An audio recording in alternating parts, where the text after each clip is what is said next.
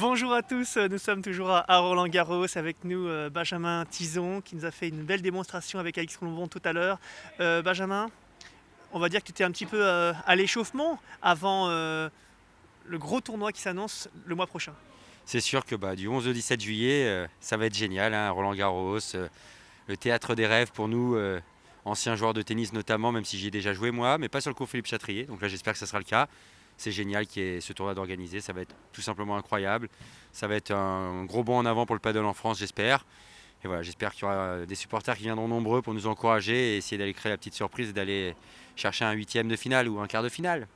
Est-ce qu'on peut dire que tu triches un petit peu ici? Parce que finalement tes adversaires, dans un mois, ils vont dire Benjamin Tison, il a déjà joué à Roland-Garros, il s'est déjà entraîné, en plus il y aura un terrain ici. C'est clair, je me suis déjà échauffé, j'ai joué avec deux grands joueurs, en plus Oui. Thierry Omeyer et Robert Pires qui jouent très bien.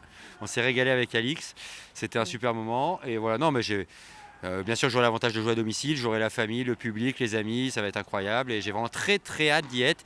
Il y a déjà le tournoi Wappel Tour à Toulouse dans pas longtemps. Et après Ouais. pour les paddles à Roland, là j'ai un mois de juin-juillet de folie à faire.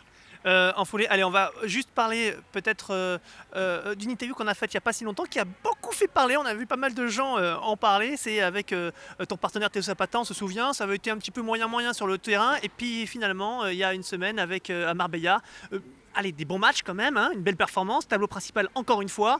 Est-ce qu'on peut dire que ça fait partie de. C'est une affaire ancienne, il fallait se dire les choses et que maintenant on est reparti de plus belle. Complètement, je l'avais dit dans l'interview qu'il n'y avait aucun problème avec Ouais. Théo, mais qu'il fallait qu'on parle parce que voilà, il y avait des choses qu'on pouvait faire qui nous dérangeaient l'un l'autre de temps en temps. On s'est parlé entre copains, comme je l'avais dit, ça s'est très bien passé. Franchement, on a très bien joué. Surtout, on n'a pas forcément joué notre meilleur padel, mais d'attitude, on a été très bien ensemble comme une vraie équipe de potes. Ça s'est vu, on a gagné, on a fait tableau final, le quatrième en 7 tournois. C'est tout simplement incroyable pour nous, on ne pensait pas pouvoir le faire en début d'année. On perd en 3-7 derrière, donc pas loin encore de faire huitième, mais bon, ça viendra, ça viendra. Est-ce qu'on peut dire que il y avait un petit déficit en communication sur le terrain et que c'était ça en fait le problème?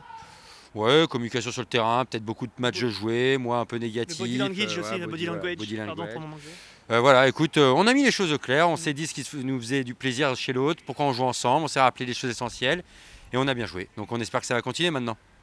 C'était le mot de la fin. Merci beaucoup Ben Merci et puis bonne beaucoup. chance là pour les matchs, les tournois qui s'annoncent. Allez, on se voit très vite.